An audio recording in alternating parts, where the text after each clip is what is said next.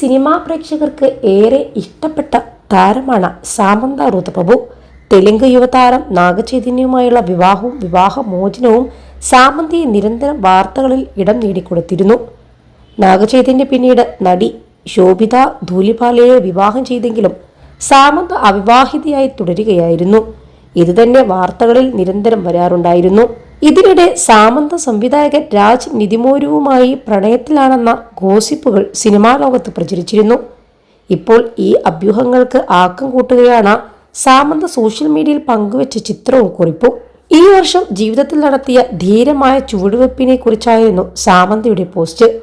ഇതിനൊപ്പം പോസ്റ്റ് ചെയ്ത ചിത്രങ്ങളിലൊന്ന് രാജിനൊപ്പമുള്ളതായിരുന്നു. കറുത്ത വസ്ത്രങ്ങൾ അണിഞ്ഞ് പരസ്പരം ആലിംഗനം ചെയ്ത് നിൽക്കുന്ന ചിത്രമായിരുന്നു ഇത്. ഈ ചിത്രമാണ് കൂട്ടത്തിൽ ഏറ്റവും കൂടുതൽ പ്രതികരണങ്ങൾ നേടിയതും.